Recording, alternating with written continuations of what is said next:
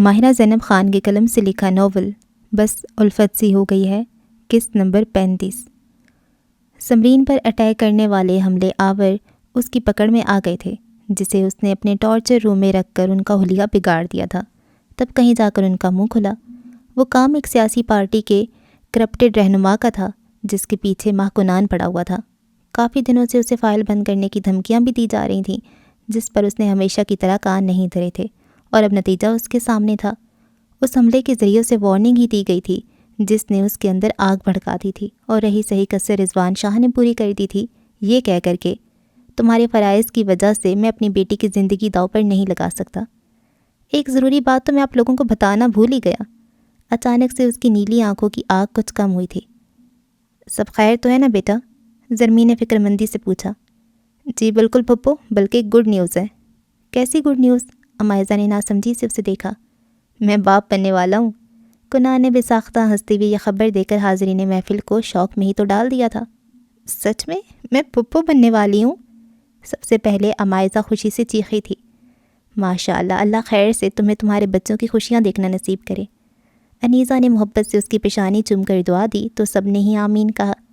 چلے نا زوار، ہم سمرین کو لے آتے ہیں۔ ان سے تو اتنی بڑی خوشی سنبھالے نہیں سنبھل رہی تھی۔ ممی پہلے مجھے جا کر بات کرنے دیں، ماں کنان نے دبے دبے انداز میں کہا۔ صرف بات ہی کرنا، غصہ دکھا کر لڑ کر آنے کی ضرورت نہیں ہے۔ زوار ملک نے اجازت دیتے ہوئے ساتھ تنبیہ کی۔ آپ کو سچ میں مجھ سے شادی کرنی ہے؟ تمہیں کیا لگتا ہے کہ میں شام سے تمہارے ساتھ کوئی کامیڈی شو کر رہا ہوں؟ اس نے سنجیدگی سے الٹا سوال کیا۔ آپ مجھے ڈانٹیں گے شادی کے بعد بھی؟ فضول باتیں کر کے میرا دماغ کھاؤ گی تو ضرور ڈانٹوں گا۔ آپ کو معلوم ہے مجھ سے خاموش نہیں رہا جاتا، اس نے بیچارگی سے کہا۔ مجھے آتا ہے اچھے سے خاموش کروانا۔ پلیز ڈاکٹر صفوان، صرف صفوان بھی کہہ سکتی ہو تو مجھے۔ ہائے اللہ، میں آپ کو صفوان کیسے بول سکتی ہوں؟ آپ کو برا نہیں لگے گا؟ اس کی غزالی آنکھیں حیرت سے پھیلیں۔ تم میرا نام لے چکی ہو، مسکراہٹ دباتے ہوئے اس نے جتایا۔ آپ انجرڈ ہیں، آپ کو تو آرام کرنا چاہیے گھر جا کر۔ آپ یہاں کیوں گھومتے پھر رہے ہیں اس حالت میں؟ ہانیہ نے بات پلٹتے ہوئے کہا۔ جا ہی رہا تھا، تمہارے دکھڑے سن کر رک گیا۔ میں صرف تبھی آپ کا پروپوزل ایکسیپٹ کروں گی جب آپ وعدہ کریں کہ کوئی مجھے ڈانٹیں گے نہیں کبھی۔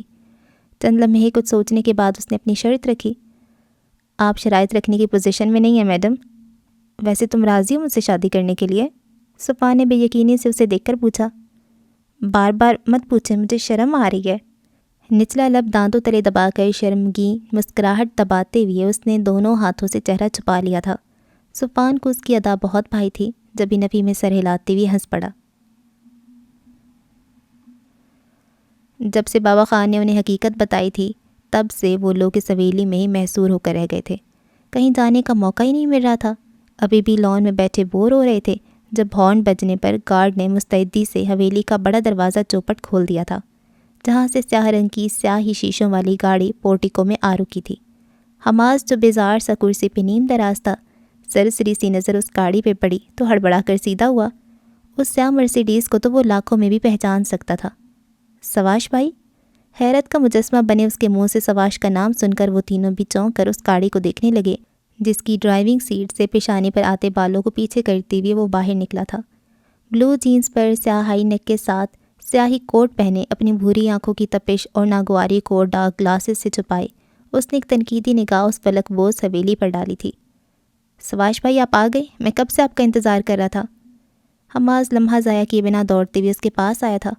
خوشی سے بے قابو ہوتے بھی اس کے گلے لگنے والا تھا، لیکن سواش کے پڑنے والے زناٹے دار تھپڑ نے اسے اپنی جگہ پر ہی ساکت کر دیا تھا۔ وہ گال پر ہاتھ رکھے بے یقینی سے اسے دیکھ رہا تھا۔ یقین کرنے میں دشواری کا سامنا تھا کہ سواش نے کبھی اسے مذاق میں بھی نہیں مارا تھا۔ وہ تینوں جو پرجوش سے حماس کی تقلید میں سواش سے ملنے آ رہے تھے، اس کا حال دیکھ کر فوراً اپنی جگہ پہ رک گئے اور احتیاطاً چند قدم پیچھے ہی ہو گئے تھے کہ اگلا نمبر ان کا نہ ہو اور حماس کے ساتھ ساتھ انہیں بھی مفت میں تھپڑ نہ پڑ جائے۔ بعد میں بات کروں گا تم سے تو، شیر خان کو نزدیک آتے دیکھ سواش نے تیز نظروں سے دیکھتے ہوئے سرد لہجے میں اسے کہا تھا۔ کیسے ہو سواش؟ شیر خان نے خوشگواری سے کہتے ہوئے اپنا ہاتھ مسافے کے لیے بڑھایا تھا، جو اس نے بغیر کسی گرم جوشی کے تھاما تھا۔ بابا خان سے ملنا چاہتا ہوں میں، دو ٹوک انداز میں اس نے سنجیدگی سے کہا۔ حماس اور وہ تینوں چونک کر حیرت سے آنکھیں پھاڑے اسے خالص پشتو بولتے ہوئے دیکھ رہے تھے۔ وہ کب سے تمہارے منتظر ہیں، انہیں معلوم ہے کہ تم آ رہے ہو۔ شیر خان نے بھی اس بار پشتو میں ہی جواب دیا تھا۔ سواش بھائی کو پشتو بولنی آتی ہے؟ سمیر اور فہام نے بے یقینی سے ایک دوسرے کو دیکھا۔ آ جاؤ میرے ساتھ۔ شیر نے اسے اپنے پیچھے آنے کا اشارہ کیا، جو انہیں نظر انداز کرتے ہوئے اس کے ساتھ ہی حویلی کے اندرونی حصے کی جانب بڑھ گیا۔ کروا لی عزت؟ فہام نے شوق سے باہر آتے ہوئے افسوس سے اس کے شانے پہ ہاتھ رکھتے ہوئے پوچھا۔ ہٹو یار، بھائی نے تو ساری عزت کا کباڑا کر دیا۔ مانا کہ مجھ پہ غصہ ہے، لیکن اکیلے میں بھی تو مار سکتے تھے نا۔ لے کے اس بہادر اور شیر کے سامنے شرمندہ کروا دیا۔ وہ ناراض سا منہ پھلائے بولا، لیکن بھائی کو پشتو زبان آتی ہے۔ اسے نئے سرے سے حیرانی ہوئی۔ سواش بھائی تو ویسے بھی پٹھان قبیلے کے سرداروں کی طرح ہی لگتے ہیں۔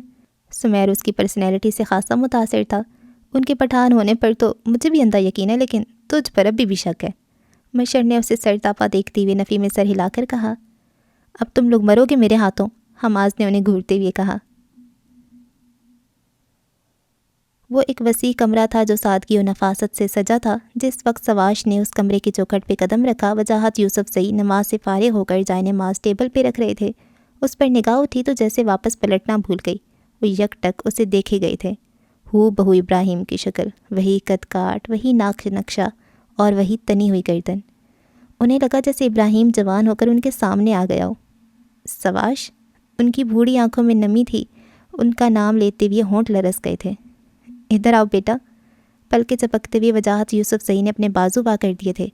وہ قدم قدم چلتے ہوئے ان کے پاس آ گیا تھا، جسے انہوں نے خود میں بھینچ لیا تھا۔ میری گلمینا کا بیٹا، میرے ابراہیم کی اولاد، میرا بیٹا سواش۔ وہ روتے ہوئے دیوانہ وار اس کے چہرے کو چوم رہے تھے، جو بے حس و حرکت کھڑا تھا۔ سنگل صوفے پر وہ ٹانگ پر ٹانگ رکھے بیٹھا تھا۔ اس کی ڈارک گلاسز کوٹ کی جیب میں اٹکی ہوئی تھیں۔ چہرے پہ کسی قسم کی کوئی شناسائی تک نہیں تھی۔ اس کے تاثرات پتھریلے تھے، جیسے مارے باندھے وہاں موجود ہو۔ مجھے تم سے کچھ کہنا تھا۔ زندگی کا کوئی بھروسہ نہیں، جانے کب یہ سانس سے ہمارا ساتھ چھوڑ جائیں۔ میرے سینے پر ایک بھاری بوجھ ہے، جسے ساتھ لے کر میں اس دنیا سے نہیں جانا چاہتا۔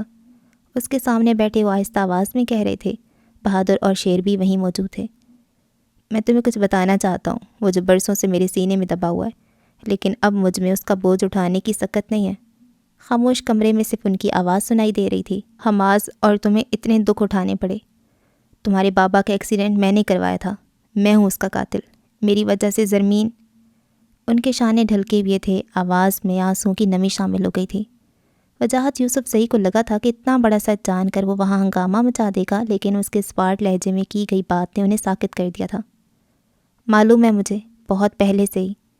اس نے صرف شکل ابراہیم کی نہیں لی تھی، بلکہ تمام عادتیں، انداز و اطوار بھی اسی کے لیے تھے۔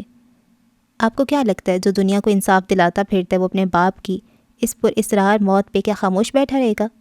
اس کا انداز چپتا ہوا تھا۔ بہت پہلے ہی میں نے ساری تحقیقات کروا لی تھیں۔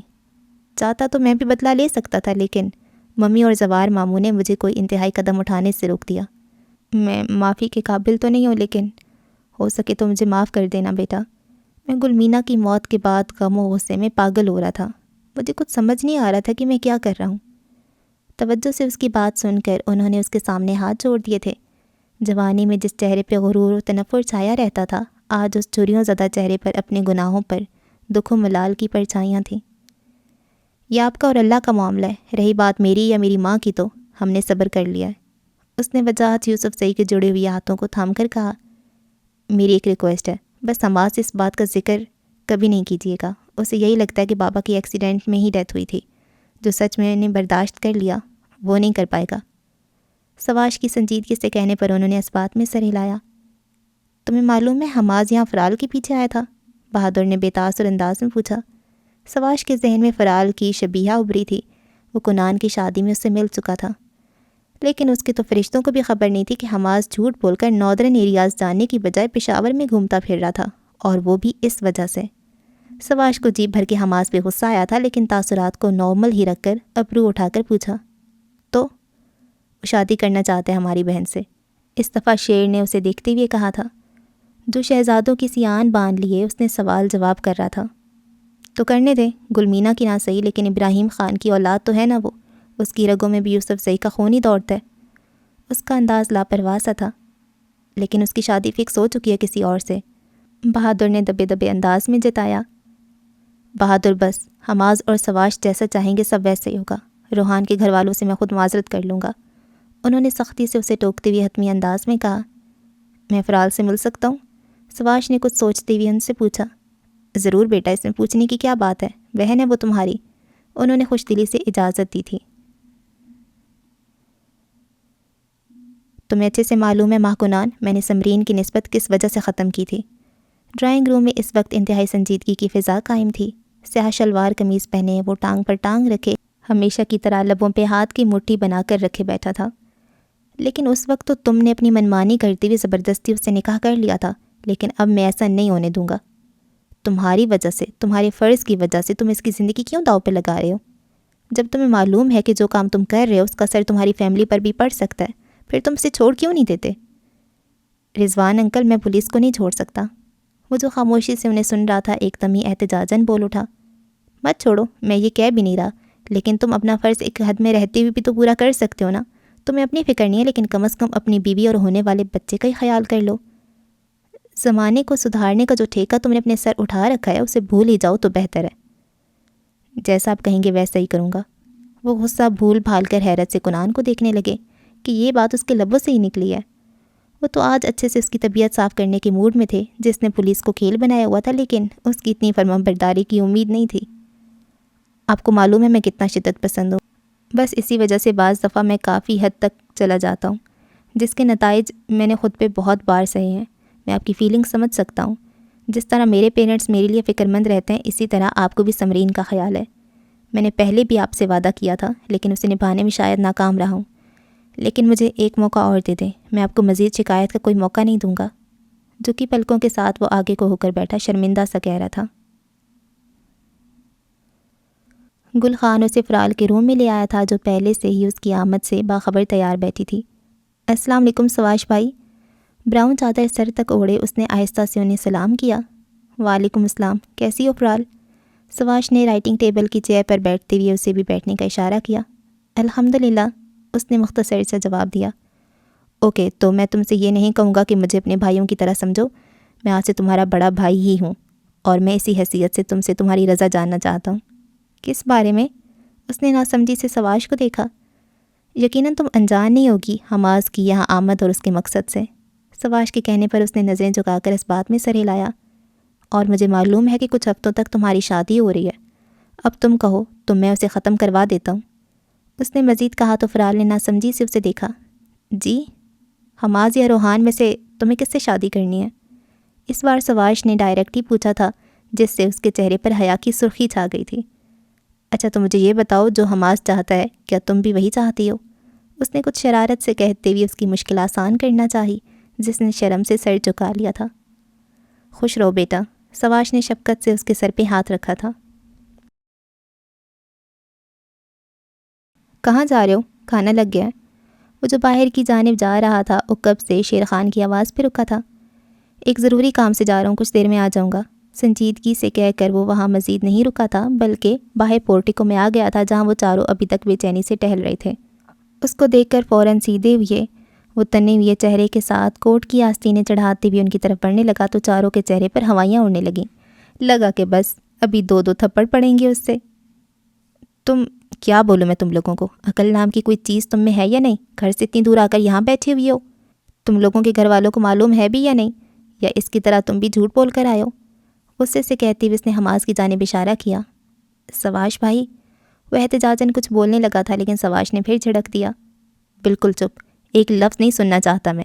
فائنل سیمسٹر سر پہ ہے، کریئر کی کوئی فکر نہیں، کسی کا کوئی ڈر ہی نہیں، لاڈ صاحب بنے گھوم رہے ہیں یہاں مزے سے۔ تمہارے ماں باپ بھلے کچھ نہ کہیں، لیکن واپس کراچی آؤ تو میں بتاؤں گا تم لوگوں کو اچھے سے۔ وہ تینوں چپ چاپ سر نیچے کیے شرمندہ سے اس کی ڈانٹ سن رہے تھے۔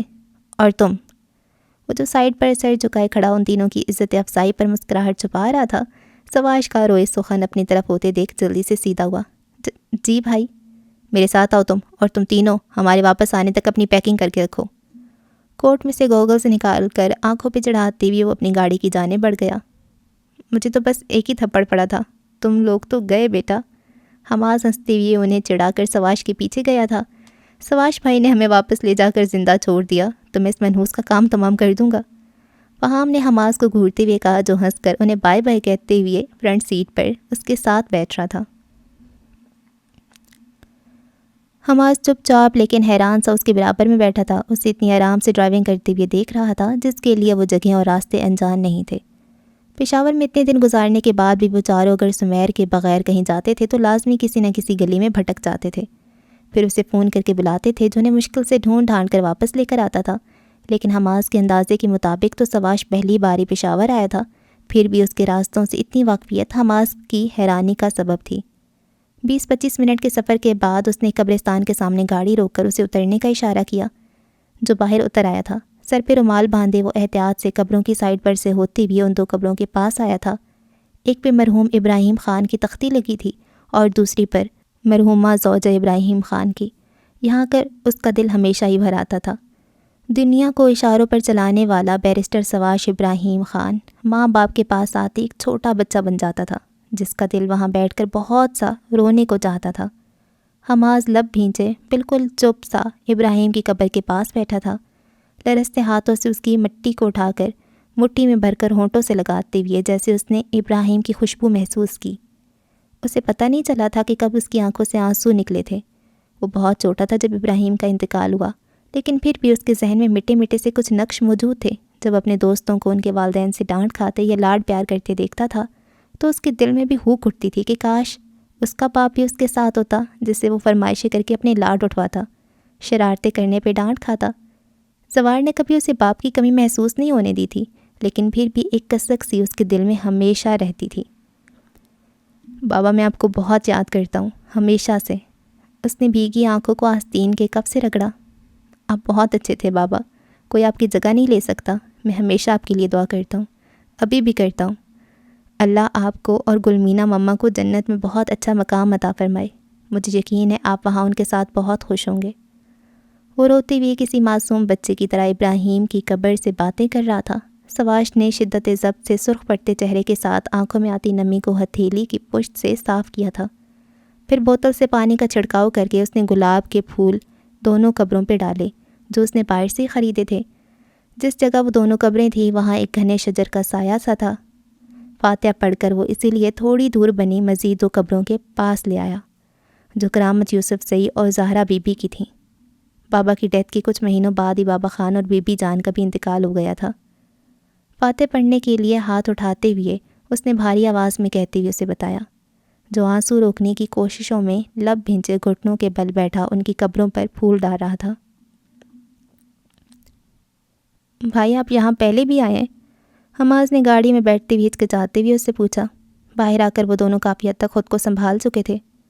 ہر مہینے آتا ہوں، ایگنیشن میں چابی گھماتی ہوئی اس نے جواب دیا تو حماس اسے حیران سا تھکے گیا، لیکن پھر مزید کچھ نہیں پوچھا۔ حویلی کے باہر سے ہی اسے اتار کر وہ گاڑی لیے نکل آیا تھا۔ اس وقت وہ کسی کا سامنا نہیں کرنا چاہتا تھا، اس میں اتنا ظرف نہیں تھا کہ اپنے باپ کے قاتل کو معاف کر کے اسے گلے لگا لے۔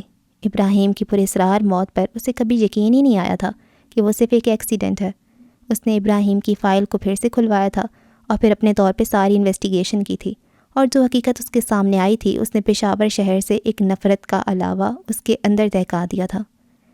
وہ چاہتا تو وجاہت یوسف زئی کو انصاف کے کٹہرے میں کھڑا کر سکتا تھا، لیکن زرمین اور زوار نے سختی سے اسے ان سب چیزوں سے باز رہنے کو کہا تھا۔ وہ اپنا معاملہ اللہ پہ چھوڑ چکے تھے۔ ان کے دل میں کہیں نہ کہیں وجاہت کی طرف سے اب بھی خوف موجود تھا کہ شاید وہ ابھی بھی پہلے جیسے ہوں یا پھر ان کے بیٹے بھی انہیں پر گئے ہوں۔ اسی لیے وہ اسے کبھی پشاور نہیں جانے دیتے تھے کہ کہیں اسے کوئی نقصان نہ پہنچا دیں۔ حماس کو بھی اسی وجہ سے سب چیزوں سے لاعلم رکھا گیا تھا، لیکن اللہ کی لاٹھی بے آواز ہے۔ دیر سے ہی صحیح لیکن وجاہت یوسف زئی کو بھی اپنے گناہوں کا احساس ہو ہی گیا۔ گاڑی سائڈ پہ پارک کیے وہ پیدل ہی جینز کی جیبوں میں ہاتھ ڈالے چل رہا تھا۔ دماغ میں مختلف سوچیں گردش کر رہی تھیں۔ آپ واپس کب آئیں گے؟ جبھی وہ سیاہ کانچ سی آنکھیں اس کی ذہن میں ابھری تھیں۔ ایک نرم سی مسکراہٹ نے اس کے لبوں کو چھوا۔ ذہن اچانک ہی بہت ہلکا پھلکا محسوس ہوا۔ تھوڑی ہی دور ایک تازہ پھولوں کی شاپ تھی، وہ چہل قدمی کرتے ہوئے وہیں چلا آیا۔ ایک طائرانہ سی نگاہ اس نے وہاں موجود ہر رنگ و قسم کے پھولوں پر ڈالی تھی۔ کس کے لیے پھول چاہیے صاحب جی؟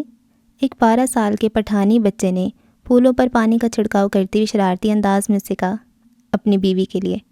اوہ تو یہ لے لیں، پھر بیگم صاحبہ کو بہت پسند آئیں گے۔ اس نے تازہ سرخ گلابوں کا بکے اٹھا کے اسے دیا۔ مرجھا تو نہیں جائیں گے؟ کراچی بھیجنے ہیں مجھے۔ سواش نے گہری سانس بھر کے ان کی خوشبو محسوس کرتے ہوئے دلچسپی سے پوچھا۔ نہیں مرجھائیں گے صاحب جی، پہلے سے آپ چائے نہ بھیج دو۔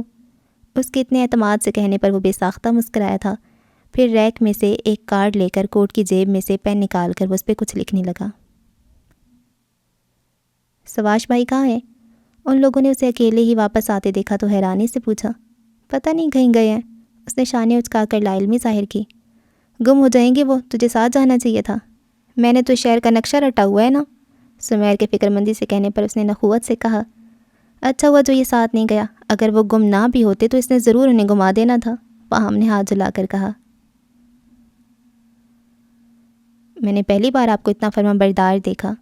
رات کی اس وقت ٹریفک نہ ہونے کے برابر تھا۔ آرام سے ڈرائیو کرتے ہوئے اس نے کم والیوم میں میوزک بھی لگا دیا تھا جب سمرین نے اسے دیکھ کر شرارت سے کہا۔ پہلی بار؟ میں نے کب کسی کی نافرمانی کی ہے جو تمہیں اتنا الگ لگا میرا انداز؟ محکنان نے لہجے میں حیرانگی سموتے ہوئے پوچھا۔ شرم نہیں آتی اتنی غلط بیانی سے کام لیتے ہوئے؟ یہ جو میں یہاں بیٹھی ہوں نا، یہ آپ کی نافرمانی کا نتیجہ ہے، اس نے جتا کر کہا۔ اگر مجھے نافرمانی کرنے کا اتنا خوبصورت صلہ ملے گا تو میں تو لازمی کروں گا۔ آپ سیدھے ہو جائیں، آپ بابا بننے والے ہیں، یہ نہ ہو کہ آپ کا بیٹا بھی آپ پر چلا جائے، پھر ہی آپ مانیں گے۔ میں تو شدت سے منتظر ہوں کہ جلدی سے وہ آئے تاکہ ہم دونوں مل کر اس کی دنیا میں تباہی مچائیں۔ حد ہے کنان، آپ پہلے باپ ہوں گے جو اپنے بچے کو خود بگاڑیں گے۔ وہ بے ساختہ ہنسی تھی۔ ہاں تو بقول تمہارے والدین کے اور میرے والدین کے، میں کون سا سدھرا ہوا ہوں جو میرا بیٹا شریف ہوگا؟ اس نے سر جھٹک کر کہا۔ ساحل سمندر پہ گاڑی روکتے ہوئے اس نے سمرین کو باہر اترنے کا اشارہ کیا۔ اب اس آدھی رات کو یہاں آنے کی کیا تک بنتی ہے؟ سرد موسم کی وجہ سے ٹھنڈی ہواؤں میں خاصا اضافہ ہوا تھا۔ تم جیسی بورنگ ڈاکٹر کو کیا معلوم کہ عاشقوں کے لیے یہ رات، یہ موسم، یہ جگہ اور یہ لہروں کے شور کرنے کی آواز کیا معنی رکھتی ہے۔ اس نے سیاہ شلوار قمیض کے ساتھ کندھوں پہ ڈالی ہوئی شال اتار کے اسے اڑا دی تھی۔ ڈاکٹرز کو سب بورنگ کیوں سمجھتے ہیں؟ حالانکہ پیار و محبت کے معاملے میں ہماری فیلنگز مختلف تھوڑی ہوتی ہیں، سمرین نے خفگی سے کہا۔ تو بتاؤ پھر میرے بارے میں کیا جذبات ہیں آپ کے؟ گاڑی سے ٹیک لگائے کھڑے کنان نے دلچسپی سے اس کے پرنور چہرے کو تکتے ہوئے پوچھا۔ وہ جذبات جو میں لفظوں میں بیان نہیں کر سکتی۔ اس کی شال اپنے گرد لپیٹتے ہوئے سمرین نے اس کے شانے پہ سر رکھا۔ تم اگر نہ بھی کہو تو بھی مجھے تمہاری آنکھوں سے پتہ چل جاتا ہے کہ تم کتنی محبت کرتی ہو مجھ سے، کنان نے اس کے گرد اپنا بازو پھیلاتے ہوئے وسوخ سے کہا۔ آنکھیں بعض دفعہ دھوکہ بھی دے سکتی ہیں، اس کا انداز شوخی لیے ہوئے تھا۔ ایس پی محکنان کو دھوکہ دینا آسان نہیں ہے میڈم، وہ مغرور سا بولا۔ ویسے اتنی لڑکیاں ہیں دنیا میں، آپ کا دل مجھ پہ ہی کیوں آیا؟ آوارہ لٹوں کو کان کے پیچھے کرتے ہوئے اس نے اچانک ہی پوچھا۔ دل تو میرا ہر لڑکی پہ ہی آ جاتا ہے، لیکن تمہیں دیکھ کر تو سمجھو کام ہی تمام ہو گیا میرا۔ وہ جو ایک نظر تم پہ پڑی تھی نا، اس نے میری نیندیں تک حرام کر دی تھیں، نہ رات کو سکون نہ دن کو آرام، ہر وقت بس تمہارا چہرہ ہی میری نظروں کے سامنے سمایا رہتا تھا۔ وہ آنکھیں موندے اس کے شانے پہ سر ٹکائے لبوں پہ خوبصورت سی مسکراہٹ لیے اس کی حکایات دل سن رہی تھی۔ چاہے جانے کا احساس کتنا انوکھا اور سکون پرور ہوتا ہے، یہ کوئی سمرین سے پوچھتا۔ زندگی کا ہم سفر اگر محبوب بھی ہو اور پھر دیوانہ عاشق بھی ہو تو پھر کیا کمی رہ جاتی ہے زندگی کو رنگین اور حسین بنانے کے لیے؟ جیسے ہی اس نے کمرے کا دروازہ کھولا، اندھیرے اور اے سی کی ٹھنڈی ہوا نے اس کا استقبال کیا۔ سوئچ بورڈ ٹٹول کر اس نے ساری لائٹس آن کر دی تھیں۔ ان لوگوں کا حال دیکھ کر تو سلمان نے اپنا سر پیٹ لیا۔ پورے کمرے میں پھیلے ہوئے وہ لوگ جیسے گدے گھوڑے ہی نہیں، پورا استبل بیچ کر مدہوشوں کی طرح پڑے سو رہے تھے۔ اے سی اور پنکھا بند کر کے اس نے ان پر سے بلینکٹس بھی کھینچ لی تھیں۔ تم لوگوں کا دماغ کیا سچ میں خراب ہو گیا ہے؟ حماس کے منہ پر سے تکیہ اٹھا کر وہ گھور کے بولا۔ کیوں، جس کا دماغ خراب ہوتا ہے کیا صرف وہی سوتا ہے؟ سمیر نے آنکھیں ملتے ہوئے پوچھا۔ بے وقوفوں، باہر نکاح کی تیاریاں ہو رہی ہیں اور تم لوگ یہاں مرے ہوئی ہو، اس نے غصے سے کہتے ہوئے ساتھ ہی مشر کے چہرے پر بھی 2 تھپڑ رسید کیے تھے جو دوبارہ نیند میں جانے کی تیاریوں میں تھا۔ تو کون سا ہمارا نکاح ہو رہا ہے جو جا کر بھنگڑا ڈالیں؟ فہام نیند خراب ہونے پر بگڑ کے بولا۔ دفع ہو جا سلمان، ہمیں بہت لمبا سفر کر کے واپس کراچی جانا ہے، ابھی سونے دے ہمیں، ورنہ کسی سے بھی ڈرائیونگ نہیں ہونی۔ بغیر تو منحوسو، اٹھ جاؤ، فرال کا نکاح ہو رہا ہے۔ سلمان کے چبا کر کہنے پر نیند میں ڈولتا حماس جھٹ سے آنکھیں کھول کر اٹھ بیٹھا۔ ابے تو گالی کس کو دے رہا ہے؟ فہام کے ماتھے پہ فوراً بل پڑے۔ ابے گالی کو چھوڑ، یہ بول کیا رہے؟ کس کا نکاح کس سے ہو رہا ہے؟ بکھرے بال نیند کے ڈوروں سے سجی الجھن زدہ نگاہوں سے اسے تکتے ہوئے وہ بیڈ پر سامنے آ بیٹھا۔ میرے بھائی فرال کا نکاح ہو رہا ہے، وہ بھی تیرے ساتھ۔ ابھی اپنے ان گنہگار کانوں سے سن کر آیا ہوں، سواش بھائی کی اسپیشل فرمائش پہ عزلت میں سب ارینج کیا جا رہا ہے، اور مجھے انہوں نے ہی یہ کہہ کر یہاں بھیجا ہے کہ اگر 5 منٹ میں تم لوگ نہیں اٹھے تو پھر وہ خود تمہیں اٹھانے آئیں گے۔ وہ چاروں منہ کھولے اور آنکھیں پھاڑے اسے دیکھ رہے تھے۔ کیا بھوتوں کی طرح ایسے دیکھ کر ڈرا رہے ہو مجھے؟ جلدی اٹھ کر تیاری کر ورنہ انہوں نے ایسی نکاح پڑھوا دینا ہے۔ سلمان نے عزلت میں کہتے ہوئے ان کے ہاتھ پیر پھلا دیے تھے۔ میرے پاس تو شیروانی نہیں ہے، میں کیا پہنوں گا؟ اللہ اللہ، میں کیوں اتنی جلدی میں آ گیا؟ کاش میں نے کوئی اچھا سا سوٹ ہی رکھ لیا ہوتا۔ یا اللہ، میں کیا کروں؟ کیسے ٹراؤزر اور شرٹ میں نکاح کروں گا؟ کمرے میں بے چینی سے یہاں وہاں چکر کاٹتے ہوئے وہ شدید پریشانی کا شکار تھا۔ میں نے تو پہلے ہی کہا تھا آرام سے ساری تیاری کر کے چلیں گے، لیکن نہ بھائی، اس میں تو جیسے آوارہ مجنوں کی روح آسم آئی تھی۔ راتوں رات 2 جوڑوں میں کراچی سے یہاں اٹھا لایا، اب بھگت اتنی جلد بازی کا انجام۔ بلینکٹ کو چادر کی طرح سر پہ اوڑھے صوفے پر دونوں پیر اوپر کر کے بیٹھا پام اسے کوستے ہوئے بولا، ارے یار کپڑوں کی ٹینشن مت لو، روحان بھائی کی شادی کے لیے بہت سارے خریدے تھے میں نے، تم سب کے لیے کافی ہوں گے، ایک دفعہ تو انہی سے کام چلا لو۔ سلمان نے جیسے ان کی آخری مشکل بھی آسان کر دی تھی۔ تو سلمان نہیں، تو ہیرا ہے، میرا کوہ نور ہے، میرا جگر ہے۔ حماس نے خوشی سے بے قابو ہوتے ہوئے اس کا منہ چوم لیا تھا، اس پر پھر عمران ہاشمی کا جن آ گیا۔ ان تینوں نے اپنا سر تھام لیا تھا۔ ماہرہ زینب خان کے قلم سے لکھا ناول بس الفت سی ہو گئی ہے، قسط نمبر 35 کا اختتام ہوا۔ آپ سے اگلی قسط میں ملاقات ہوگی، تب تک کے لیے اللہ حافظ۔